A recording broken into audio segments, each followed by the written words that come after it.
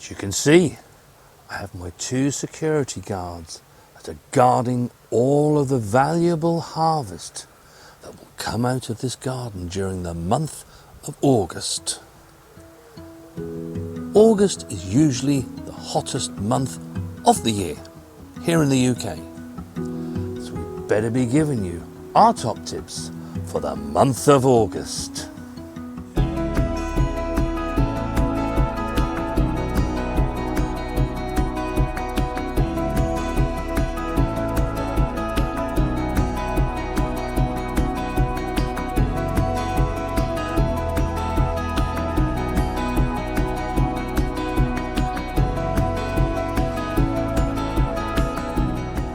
It's high summer, and I always look at August upon being the most busiest month of the year for harvesting. I generally find there's so much coming out of the garden during this month, and it needs to be kept on top of. Talking of harvests, you're climbing French beans and runner beans. They'll be getting towards the tops of their structures. And once they do that, you want to be pinching the tops out. They'll send out some more laterals, it'll get more bushier and give you a bit more of a harvest, rather than putting all of their energy into just keep growing upwards all of the time, which they will want to do. And even though we didn't transplant our beans here until the beginning of July, you can see they are not far from the top of the structure. They are steadily winding their way up there. There are flowers on them. It won't be long before we have the bean picking season. Now for my second top tip. August is the month to plant potatoes into tubs if you want to have a nice crop of new potatoes to eat over Christmas. They'll probably actually be ready sometime in November. If you're planting a first early or a second early, 12 to 14 weeks. We've got August, September, October, November. They won't be the biggest harvest you've ever had, but they're really lovely to eat. And especially a bit later on in the month, once you've sown some more lettuce, spring onions, and let them grow after all the turkey on Christmas Day. You can enjoy a nice Boxing Day salad with that lettuce and those spring onions, and of course those lovely new potatoes. You can see that our strawberries, they are coming to an end. There's the odd 1 or 2 still on here. In fact, there's still some flowers that are coming. There are a few, aren't there? Yeah. But they are a full 2 to 3 weeks later than we would expect them. We grow 2 varieties. One should give us harvest in June, the other in July, so that we get a slightly extended crop and we can enjoy them for 8 to 10 weeks of the year. But just like everything else in the garden this year, they've all harvested much later. We have had some lovely harvests from these, haven't we? Oh, Yeah. they've been amazing. Probably the best strawberry harvest we've ever had. Yeah. But if yours are finished now, and shortly after we do our final pick, then you want to be cutting these plants back. And while you're in there, it will give the opportunity to actually cut all the runners off, because you want the energies of the plant going into the plant and not to make little babies. And then for my 4th top tip, if your strawberry plants are 3 to 4 years old now, then you can actually be planting any well-rooted new strawberry plants into a new bed. You can see here is the runner from the mother plant. All you need to do is to snip that and it will be severed, and then you can plant that up into your new bed and it will give you strawberries for next year. The other thing is, if you wanted to do some hanging baskets like we've done we did them last year, didn't we? So in our polytunnel, then it's a really good thing to pop them into pots. Yeah, it is, yeah. They'll keep in pots, and you can then put them into your they'll grow on. Hanging baskets when you're ready. And that was one of the best ideas we had this year, really, wasn't it? We had Because a lovely early crop. yeah, we had that lovely early crop. We've probably been eating strawberries for 3 to 4 months now, haven't we? Yeah, we have. And we got a lot in the freezer. Yes, we have. Tomatoes will be in full flush now. Ours, however, so many tomatoes that are now starting to come ready. Not just in here in the polytunnel, but also in the greenhouse. We have many, many tomatoes. August is the time to stop them growing anymore. And you do that just by pinching out its growing tip.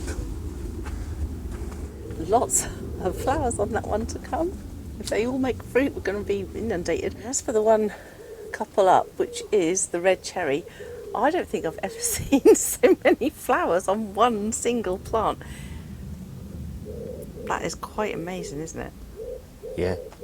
Now that we've pinched the growing point out, it can put all its energies now into ripening these tomatoes. And they'll get to the correct size now, and they can then ripen. Which in the case of this, which is a black cherry... Yeah, we've not ever grown. This was one of our new varieties that we've grown. Yeah. Amazing. Lovely. And really, you know, on a plant like this, 4 or 5 trusses is more than enough. We've got to the point now where the daylight is only going to diminish ever more. We've still got another good month in August. And of course, you really want to get as many ripe, lovely tomatoes as you can. Yes, you can use the green tomatoes, you can make some green tomato chutney, but actually they're much better when they're ripe and you can eat them. You can see on this truss of sun gold tomatoes, they're now starting to ripen nicely. But what you do want to be doing is to be removing any of the bottom leaves up to the first truss. Now it will help them to ripen, of course, but also what it will do is to allow airflow. And that's really important when you're trying to ripen tomatoes. In fact, the next truss up is now starting to ripen, so we need to give this as much help as we can. And actually, if you go to the top of the plant, you can see it's got some lovely, lovely fresh green leaves, and that will photosynthesize all day long.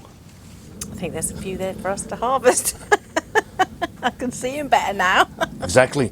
And if you can see the harvest, the sunlight, warmth and air can flow around those to help them ripen more readily. Also, especially in your undercover structures and these lovely warmth-loving plants that we grow, do remember to keep on top of the harvesting. You don't want them to go over. You want to be able to enjoy them at their very best. I would show you tomatoes, but Mrs. W is harvesting those as we're going about making the film. Very delicious they are. I have to say, the red cherry are still my favourites. Now, it won't help them produce any more, but it will trigger the plant and start ripening the rest as they go further up the plant. And as I say, the idea is that we can enjoy those wonderful harvests while we can. Here in the UK, it's an all too brief a time. It seems a long time, summer, it's 3 months of the year, but after those 3 months, that's really it. The daylight starts to disappear, the heat starts to dissipate, and you'll then struggle to get them ripe. So we want to be enjoying all these wonderful, wonderful flavours while we can. Same with your chilies and your bell peppers. As they become ready, do harvest those. Cucumbers. This is slightly different to the others because if you harvest them, it will trigger it into making more. So it will produce more harvests.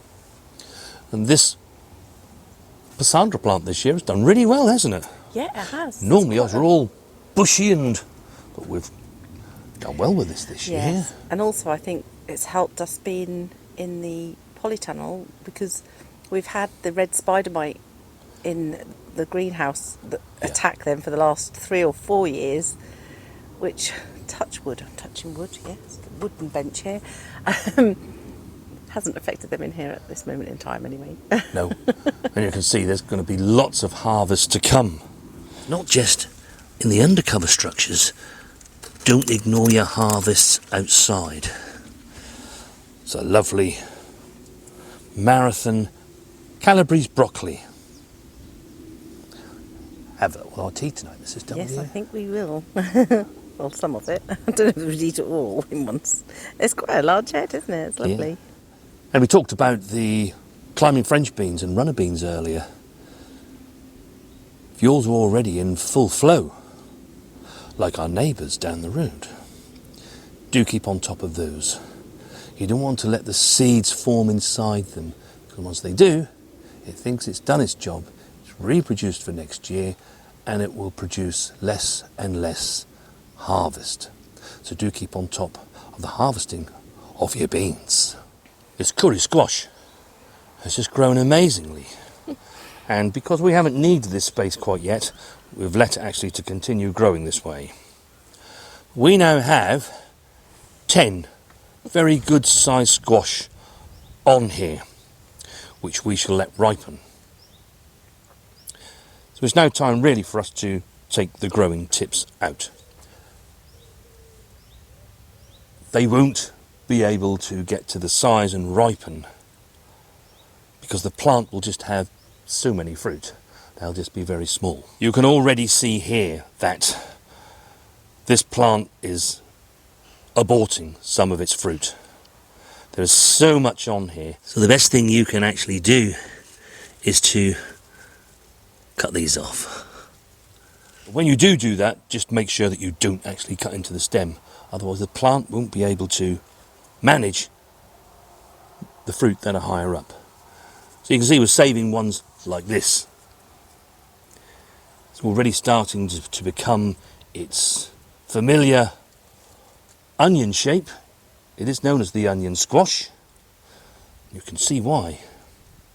And toward the end of September, the first of these will be going a lovely orange colour. And they'll be ready for you to eat. But more importantly, when it comes to squash, you'll be able to store them. And they give you great food to eat at times of the year when food is scarce on the ground. What I am going to do, I'm going to stop this growing here because I've got 2 nice here. These was 9 and 10. If you let it keep going, you can see it's just going to keep producing all of the time. But each time they get smaller and smaller, or it aborts that. So I'm just going to cut that through there. Has that rooted into the has? Yeah, well, that's what they do. They do root along the ground. You see, it's made some nice new roots. It has. And that's so the plant can get. Probably have left it then. Not that we need any more because we're going to be overrun with them. But and that's because that's how the plant gets more energy to be able to do the things that it wants. Now, Mrs. W had the grandchildren Monday and Tuesday, and I seem to be missing blackberries. They did enjoy them very much. I bet they did. And it's just the thing that I like. The more goodness they can get into them, the better it is. But for my next tip, things like blackberries, autumn fruiting raspberries. If birds are known to be a problem on your plot or in your garden, then do consider netting them. When it comes to compost, as we said in our last video, it's a great time to be making compost. The weather is warm, the days are long, and it breaks down much, much more quickly. There's also an abundance of green materials that can help heat it up. But with that, you also want to be turning your compost heap. And if you haven't done so yet, it's a good time to do it. And really the point of turning it is that it introduces a bit more air, and also the material from the outside gets turned to the inside, and that just helps with a more even breakdown of your compost heap. You can see I'm very lucky here that Mrs. W has made me a 5-bay system. So all I need to do is to go in with a fork and tip it on. But if you've only got one place where you make compost, then you'll probably need to take it out of the bay and then redistribute it back into the bay. During hot weather and these long sunny days that we're getting at the moment, do remember to water your plants. I know it's an extremely obvious one. We have had much more water this year than we would normally see, so hopefully you've got water in your butts and you'll be able to go about and water your plants, in particular the ones that are undercover, because clearly they won't get the rain that falls from the sky. But even the plants outside, you go 7 to 10 days without any water, and then you'll need to be watering them. Also, do make sure you keep on top of the watering with any new transplants that you've made. We've been doing that with ours. You saw us plant some out a couple of 3 videos back. Just want them to settle in. Once they've settled in and they've got their roots down, they'll be able to access everything that's in the soil. Now, I know that many of you, our viewers, really appreciate the top tips that we do each month. And over the years, you've added your own to the comments, which is always pleasing to see. I like to think that and I do know that we have a thriving community down there where the comments are all made. And it's great because anybody else that's watching the videos, especially if they're new to gardening, they can also access those tips. And if you are one of those viewers that are watching our channel for the first time and you think that these top tips would be a benefit for you to serve as a reminder of the things that you can be doing in your garden from month to month, then do make sure you subscribe to our channel. Then you'll never miss a video. As you've seen over the last few videos that we've made, the weather patterns have changed for us. And we do have a summer. Yay! Sun really has been shining, and we've seen temperatures in the high 20 degrees Celsius. 30 degrees it's hit on certain days. Overnight temperatures have been really good too. Of course, that brings a different set of challenges. All of a sudden we are using all that water up from the butts. Our plants do need watering because it's no longer falling from the sky. And if you want some tips on when, how and what to water, then watch this video next. Have a great gardening week, everybody. We shall see you on the next one.